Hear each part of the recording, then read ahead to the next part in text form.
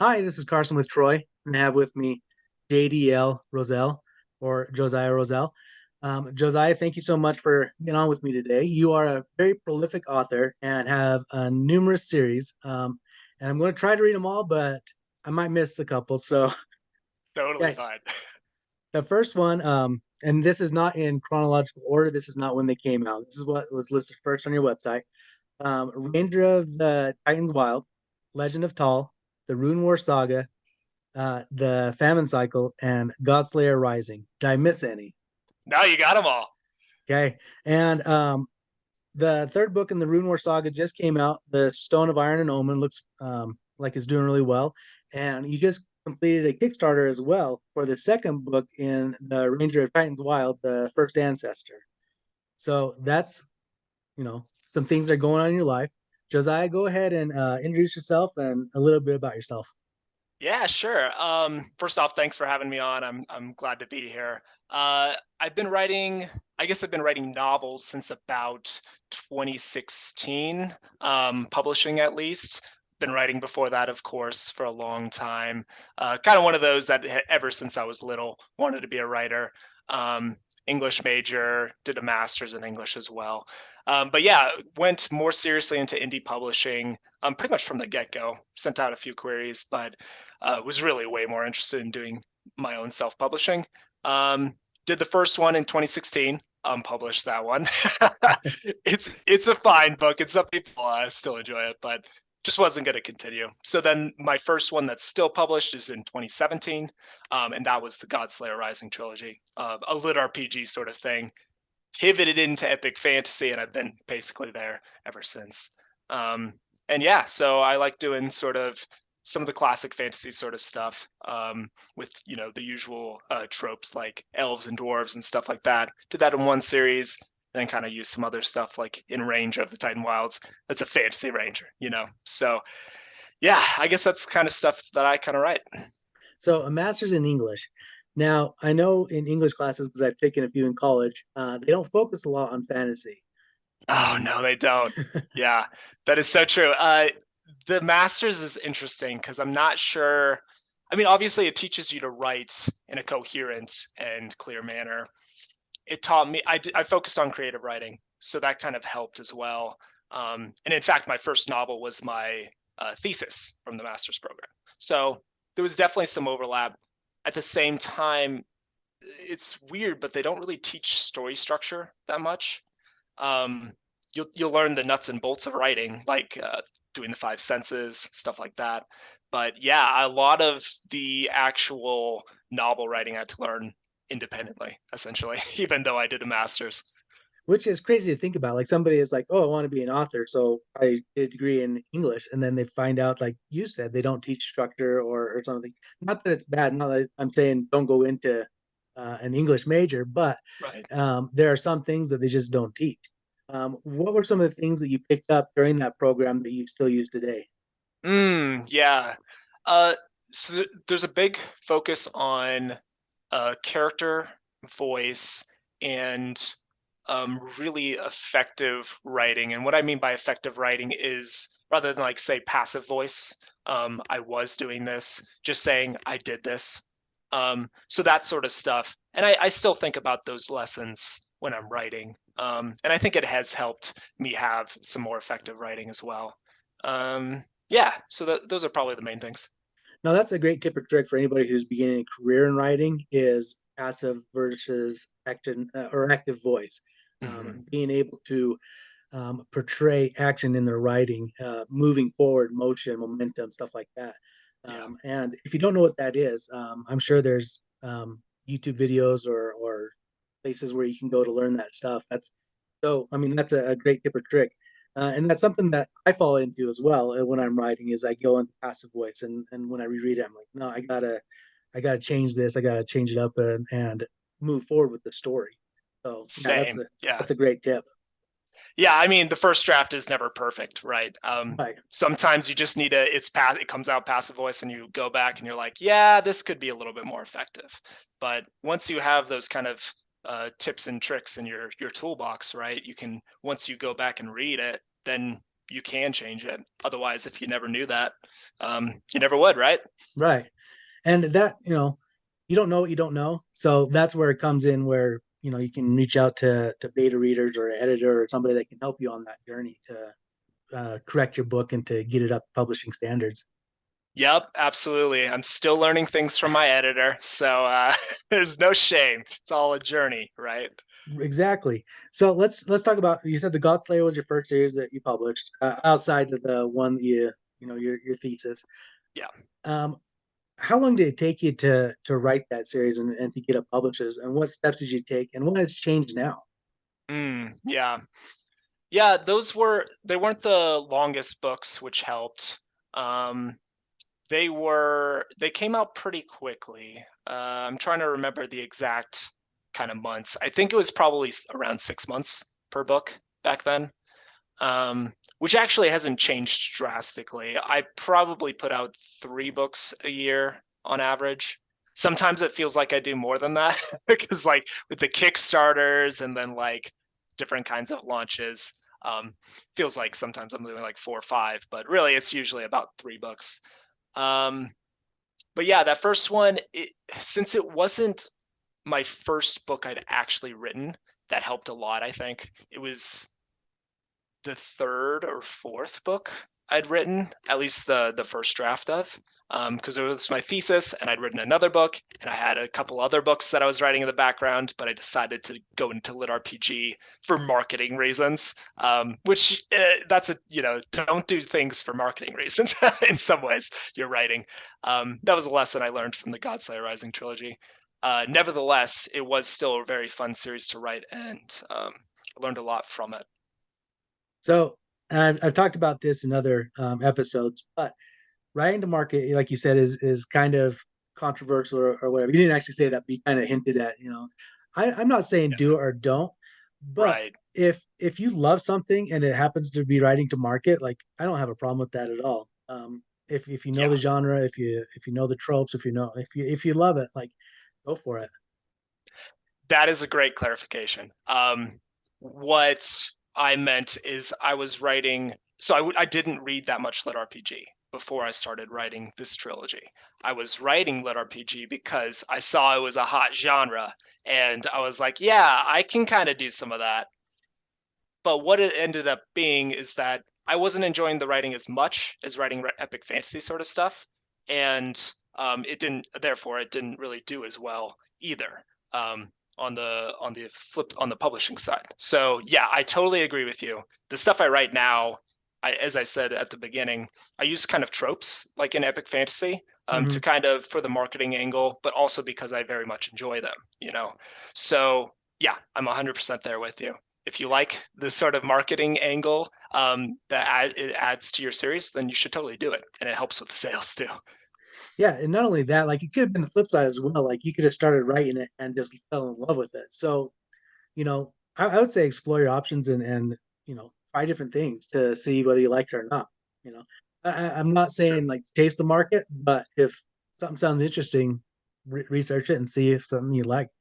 So after that, what has kind of changed in your writing habits from when you became a full-time author, 2020, 2021? Is that? Yep, that's right.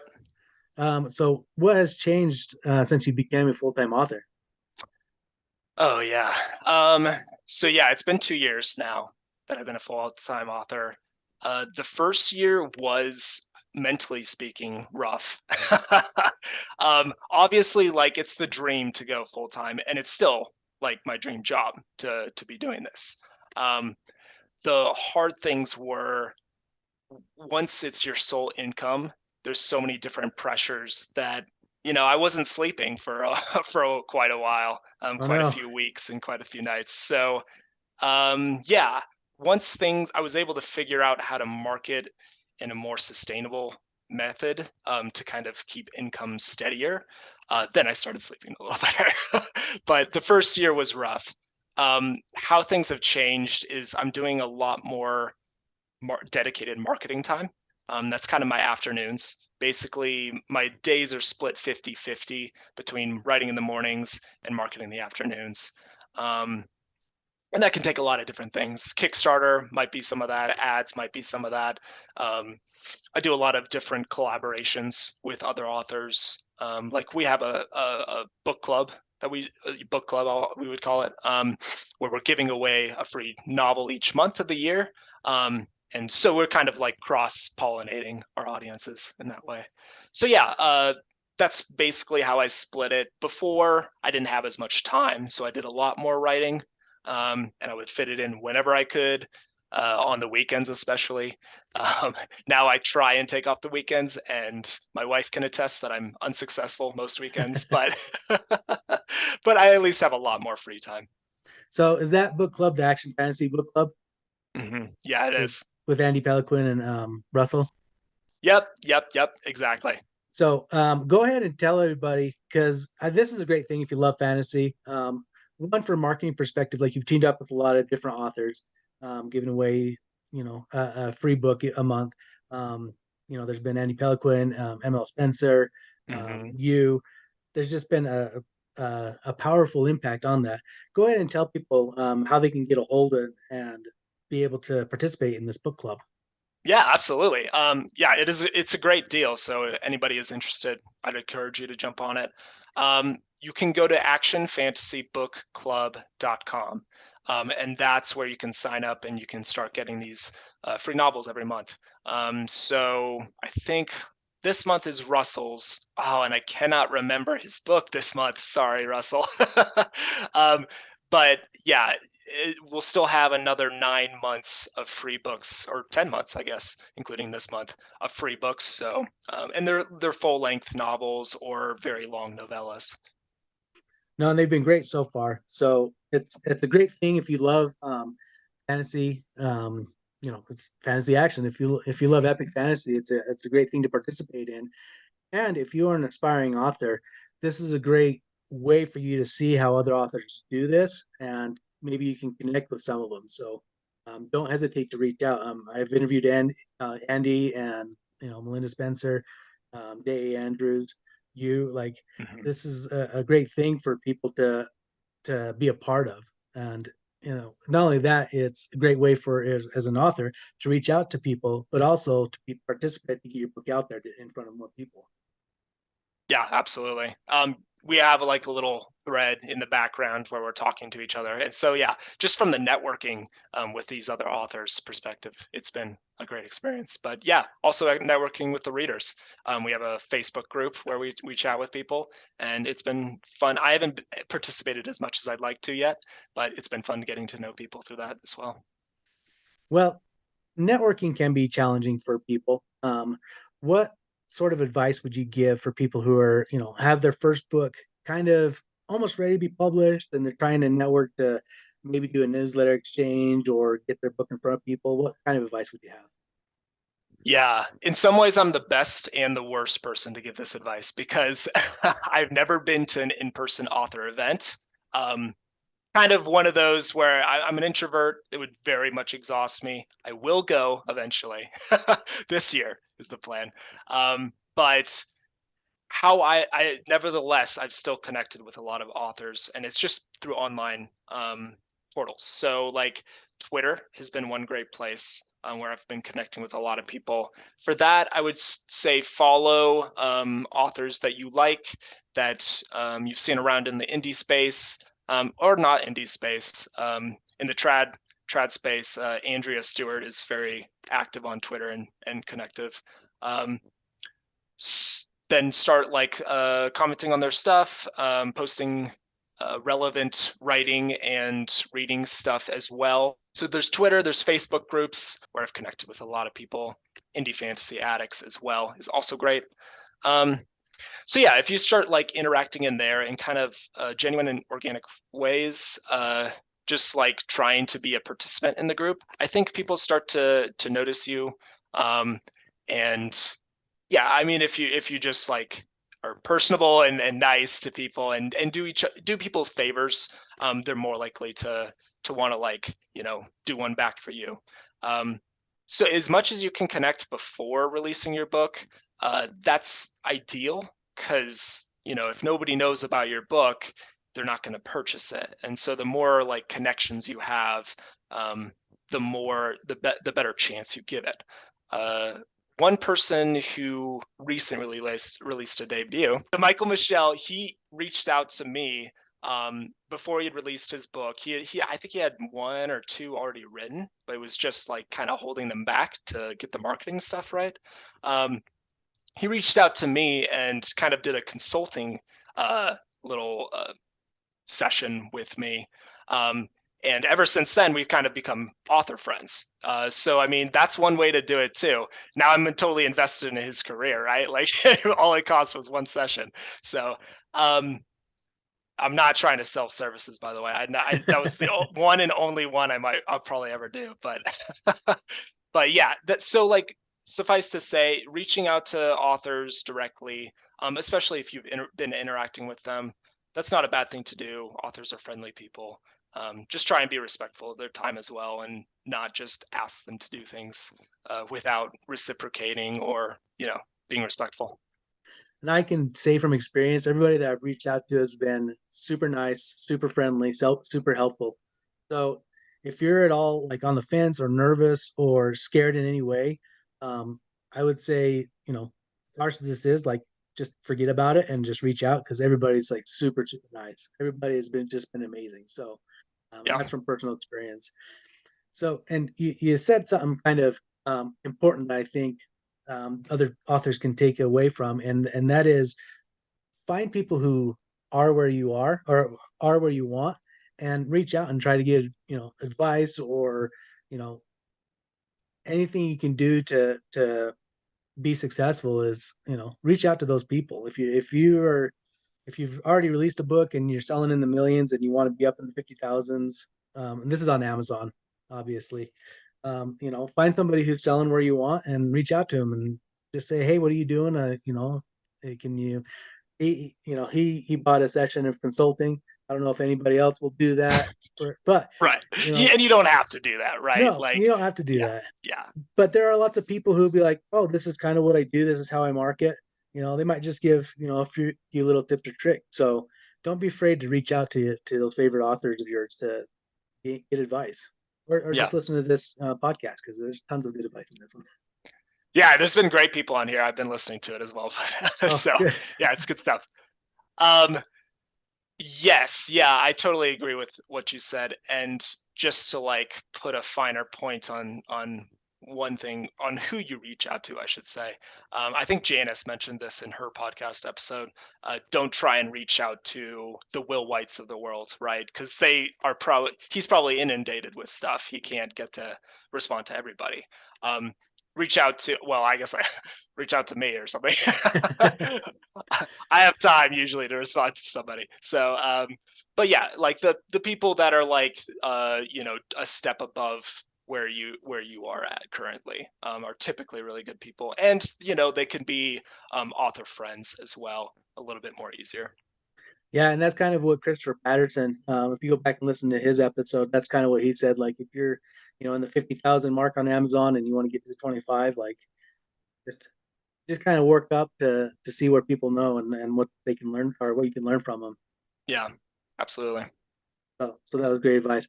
Okay, let's kind of switch gears now. You mentioned marketing, and you kind of spend the afternoon doing that, and it was the one thing that kind of kept you up at night. Spending time marketing and getting your book out there to get a more steady stream of income. Yeah. Um, what have you learned on this journey, and what do you do to kind of keep on track? Selling your books because that's a hard thing to do to get your books in front of people and to have people buy them. Yeah, it is hard. And I think it started with overcoming the mindset hurdles of selling yourself in any capacity. Um, I think the biggest thing that helped me with that was I realized I wasn't trying to take people's money. I was trying to give people a book that might entertain them and they might enjoy. Um, and that was partly helped by readers responding and saying they were enjoying the books. So then I was like, oh, okay, so I'm not actually, like imposing on somebody, or like you're providing them something that they're looking for if they're a regular reader. So that might help some people who struggle with the mindset portions. As far as more like nuts and bolts sort of thing, um, I do Facebook ads. Now, some people are saying Facebook ads don't work for them. I they can work sometimes. You just have to watch them very carefully and measure how as much as you can.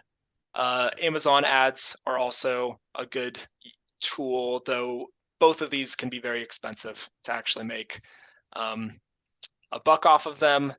That's why having more books helps, but that's not everything. Uh, yeah, so I mean, those were some of the methods. The email newsletter, that's also a big one, just for being able to keep contact with people, being able to reach out to them directly. That's important as well. So I'm always trying to do things to help reach more people through email. Yeah, and social media. I've been trying to do more social media, I guess. Uh, and some people focus, and I think when you focus on one, they tend to do better. I am doing the shotgun approach where I'm on all platforms and do okay on all of them. But it works. It works for how I'm approaching it for now. No, and that's a hard thing to stay on top of. Luckily for you, you being a full-time author, you can spend a dedicated amount of time on this, but you Yeah. weren't always a full-time author. So what sort of things did you do when, you had a job and you were kind of doing this on the side? Yeah. Yeah. Much less. That's for sure. Uh, uh, I tried to always make sure the writing came first as much as I could. But when I was launching a book, I would make sure kind of to make sure I wasn't wasting money. So if I had ads running, I would check on those ads, make sure they were doing okay, and that would maybe take over the writing time. Um, so striking a balance. I mean, you don't want to get so absorbed in the marketing stuff, and you can only do so much in a day. Sometimes it's a waiting game.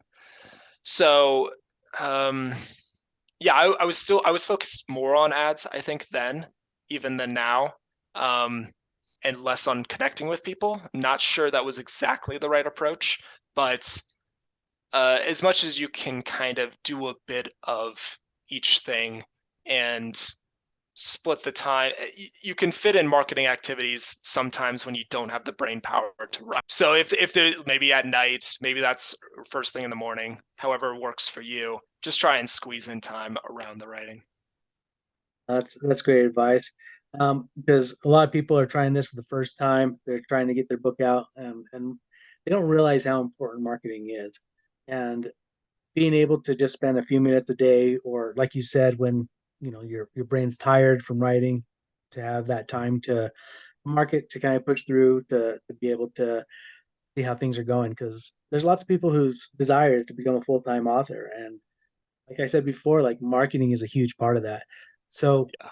let's talk about something that you've done a couple times just recently, and this falls in marketing is Kickstarter.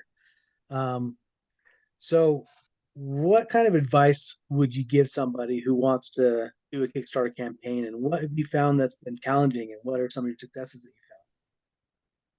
you Yeah, Kickstarter's been a really cool thing that's cropped up lately for me. Obviously, it was Brandon Sanderson that kind of put it on the excuse me, put it on the scene in a big way. Um, but I was kind of looking more at AC Cobble and people like him who were running campaigns because they're a little bit closer to our level as indie authors. Um, and I was seeing what they were doing, and uh, I was just interested in getting income outside of Amazon for one thing, as well as being able to do a book that had more things than I would typically have a budget for. Um, so I've done two at this point, still fulfilling that second one. And they're both in the same series, Ranger of the Titan Wilds. The first one, I had no expectations, and it did much better than what I was planning on. Um, though I tried throwing everything at it just to see what would happen.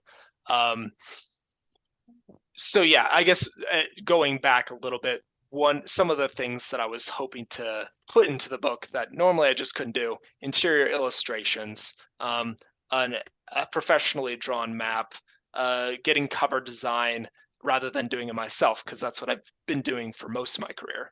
Um, Somebody else will do the art, but then I'll throw in the typography and stuff like that.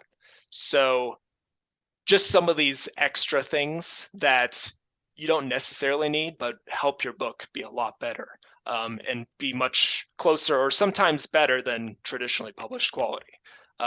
For example, interior art isn't something that traditionally published books include unless it's a special edition for the most part. So, yeah, those are all the things that were kind of attracting me to Kickstarter. Um, what I ended up finding was there's a lot of new readers on Kickstarter versus on other platforms. So about half my backers, I had never read me from what I could tell, and were picking up all my books. Um, so it's a new kind of marketplace as well outside of the Amazon ecosystem. And yeah, I mean, wherever you can audience build, you should, right? Right. These last two Kickstarters, or the only two Kickstarters that you've done, was in a new series, but you've already been an established author. If somebody's who's looking to, maybe launch a book, their first book on Kickstarter, do you have any advice for them, or would you suggest not doing it, your debut novel for Kickstarter?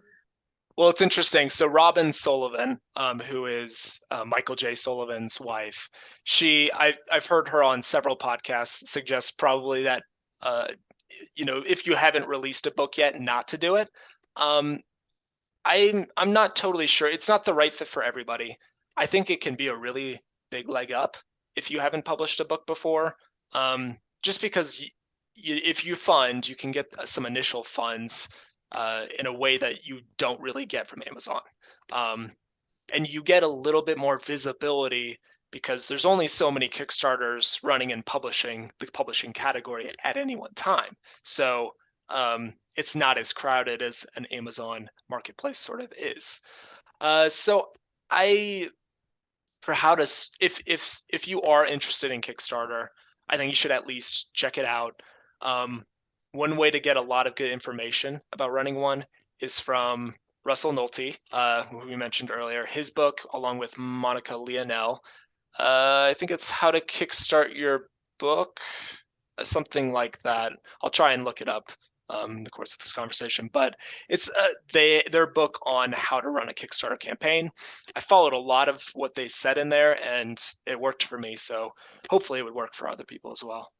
Um, the other thing too is don't just launch your campaign as soon as you have like the materials ready. You have to make sure that you have people who are going to come to it. So whether that's building a email newsletter, really engage social media. Um, I think the email newsletter is probably king in this case. Ads didn't do a whole lot for me, but they can help a little bit. Um, but yeah, once you have built up a little bit of an audience, and you can do that by like giving away samples of your writing or a short story connected to your world. There's a lot of different ways that you can kind of tease people into your world. Um, then once you have some readership or people who are going to back you, then I would launch the campaign. Um, Another way you can kind of evaluate how much interest there is in your campaign is by doing a pre-launch page.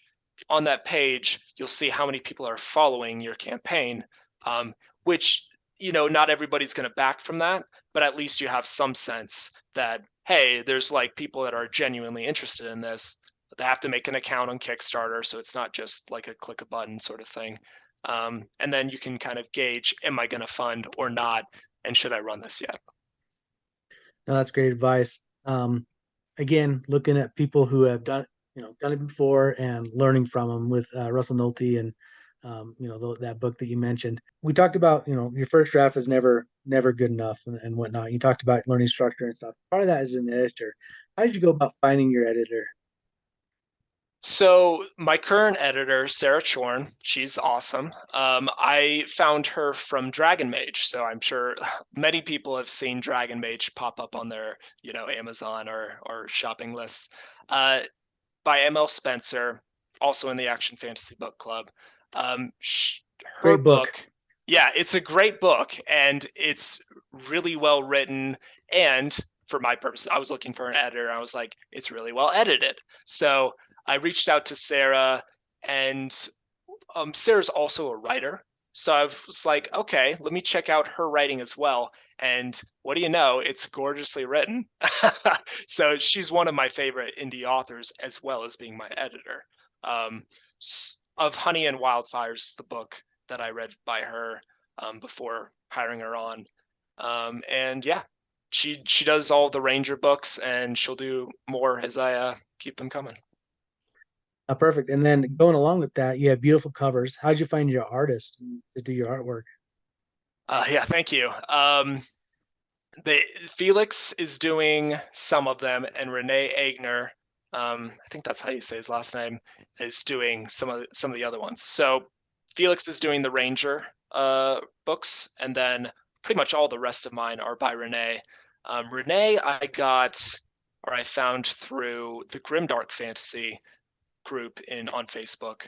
Um, he had done Michael Slider, I think that's his last name, Michael Slider's books. Soulless Lost, I think is the first one. And uh, I really liked the character work on that and kind of the ambiance. And I was like, yeah, sure, this looks like a good one. Hired him on for the first Legend of Tall book, and that worked fantastically. Because that was the book that let me go full time. So I was like, okay, I'm on the Renee camp. This looks great. We'll keep going. So yeah, he's done all the Legends of Tall books, the Rune War Saga, um, the Famine Cycle as well. I recovered those with his illustrations. Felix, he's a lot of the community now. He does a lot of different covers. Rob J. Hayes is one pretty big one that he does, and AC Cobble's actually his Ranger series. Felix did as well. So, and then Shanteen King, can't not mention him. He does a lot of covers with Felix, and he's done the cover design for the Ranger ones as well, and kind of found him in the same circles. Nice. And not only that, like you have put your books out on audiobook. How did you go about finding a narrator? Well, I guess I'm technically not just an indie publisher because Podium Audio does my audiobooks. So, Okay. um, fortunately, they do have chosen really strong narrators. Derek Perkins, he also does the Bound and the Broken books, as well as a really big one. What was it called? It was like just a nonfiction origin or something like that. Uh, but yeah, so I've been fortunate to get some pretty good narrators through Podium. You said you split up your day, writing in the morning, marketing at night. What sort of things when you're starting a new series do you look for as a good idea, or what that sort of things are you kind of looking for as you're planning a series? Yeah, that's a good question. Because one of my initial hardships was that, if you want to call it a hardship, is having too many ideas that I'm interested in and wanting to pursue them at once. That's why I have so many different series because I just couldn't help myself. Um, being, I think I've gotten better at finding the right ideas, and part of that is what is most interesting me in writing, right? That's a big one because if it's not the thing I'm most interested in writing, I'm probably not going to be writing it. It's just not going to happen. Number two, though, and that is equally important, especially now that I'm full time, is will do I see some marketability for this series? Um, so for the Ranger series, it includes a trope in it, right? As kind of a central sort of part of the central idea, a fantasy ranger in like the world. And so that's kind of what I was hooking it onto. There's this whole subgenre of fantasy ranger fiction. Ranger's Apprentice is probably like one of the more famous book series that takes use of that. AC Cobbles as well. Rise of the Ranger to an extent, though that's kind of a bigger, broader epic fantasy than just the Ranger trope. So yeah, just having those two sort of pillars married together, I think is really important for me at this point, choosing which idea I'm going to go run with. Now, I don't know if you have this or not. People can call it imposter syndrome, but there are times when I'm writing a novel and I get like halfway through it and I'm like, this is horrible. I want to scrap it and start over, which is probably the worst thing I could do. I don't know if you've ever experienced that, but if people are having the same feeling, what kind of advice would you give them? I think if somebody hasn't experienced, they're insane. Like I think pretty much every writer, because by nature we're like in our heads, right? And just kind of recogitating, if that's the right word, the same sort of ideas and scenes and characters. Definitely had imposter syndrome and self doubt. I don't feel it as much these days, though. Fortunately, uh, sometimes I'll think that the book's not working out, but for the most part, I'll be able to recognize when it's just because there's kind of a couple different weirdnesses that set in. One is a physical body sense, right? One is I'm tired because I've been working on this book for so long, and it doesn't have to do with the book itself. It just has to do with my endurance, right?